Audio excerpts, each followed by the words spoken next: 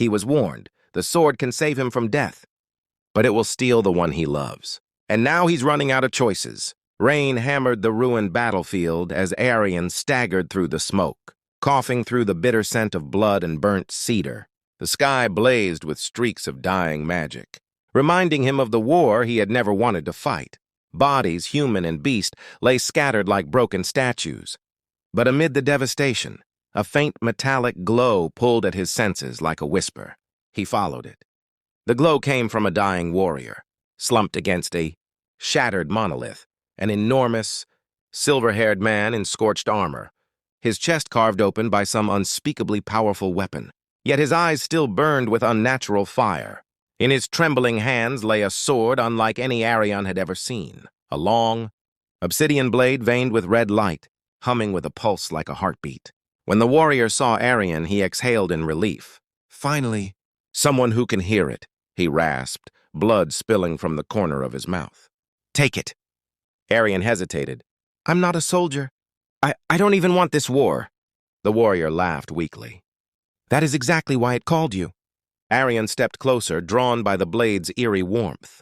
The moment his fingertips brushed the hilt, vision slammed into him, giant stone halls, worlds falling to darkness, a voice older than memory whispering his name. The warrior grabbed Arian's wrist, strength returning for one horrifying moment. Listen, boy, this sword will save you from any death. It will turn aside blades, curses, time itself. But its price is the life you cherish most. Arian froze. What do you mean? Whose life? You already know, the warrior whispered. There is someone you love. When the sword saves you, it will take them instead. Arian felt cold all over. His mind jumped instantly to one person, Lisa. The healer who had bandaged him, fed him, argued with him, laughed with him through their darkest nights. She was his anchor, his reason for surviving this nightmare. I don't want it, Arian said, voice shaking.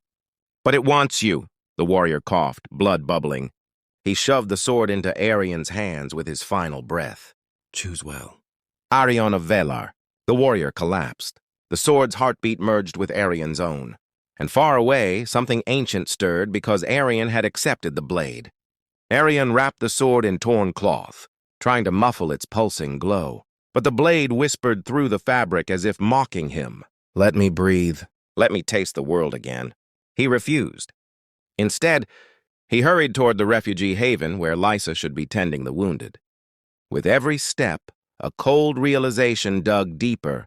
If he kept the sword, he risked Lisa's life. If he discarded it, something far greater than his fears might be unleashed. At dusk, he reached a destroyed outpost. No fires burned. No voices murmured. Silence pressed like a weight. His breath hitched. Then, movement. A surviving soldier stumbled from behind the wreckage, gasping. Arian, run, there's a shade. The creature struck before the warning finished, a towering silhouette of shadows and bone bursting. Forth with impossible speed, Arian dove aside as razor-edged tendrils slashed the air, carving stone as if it were cloth. His heart slammed against his ribs. He reached instinctively for the sword, but stopped. If he drew it? If it protected him? Lysa would pay. He dodged again, barely escaping another lash. His lungs screamed. His legs trembled. A final strike came straight for his heart. He could not survive it. His hand moved on its own. The sword burst from the cloth, seizing his arm with invisible force. Light flared, crimson, violent. The shade strike met the blade and evaporated like mist burned by sunlight.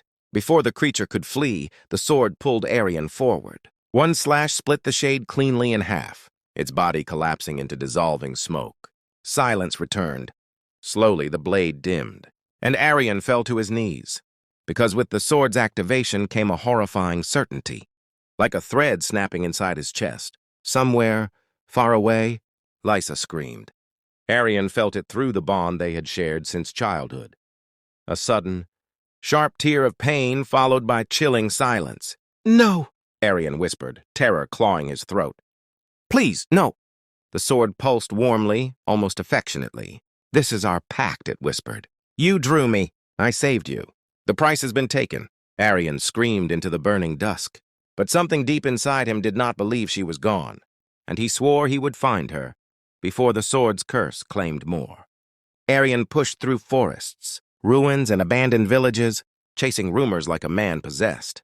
Everyone spoke of the same thing.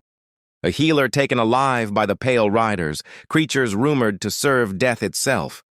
A girl with golden braids, a defiant spirit, a strange aura of faint crimson light clinging to her skin. That last detail chilled him to the bone. The price had been taken, but not fully. The sword had not killed Lysa. It had marked her. Days later, he found her, or what was left of her. She hung suspended in a cage of shimmering bone on a hill of black stone. Her skin was pale, her breath shallow, her eyes unfocused as if trapped in a dream. "Lysa!" Arian called, rushing forward. Her gaze snapped toward him, filled with fear. "Arian, don't—" The ground trembled.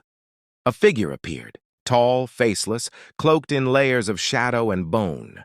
Its voice echoed like cracking ice. "You wield the blade of reversal." Arian lifted the sword instinctively. "Give her back." "She is not taken," the creature replied. "She is the consequence. She is the balance. Every life you cling to must be weighed." Arian's grip trembled. "Why her?" "Because she is the one your soul would bleed for," the entity said. "The sword feeds on cherished lives, not random ones. It binds you both. If you die, she dies. If you live, she suffers." Lysa whispered, "Arian, let me go." "No," he shouted. The creature extended a skeletal hand. "There is one path to sever the curse. You must travel to the Valley of Reversals, the birthplace of the blade. There you may offer something stronger than love."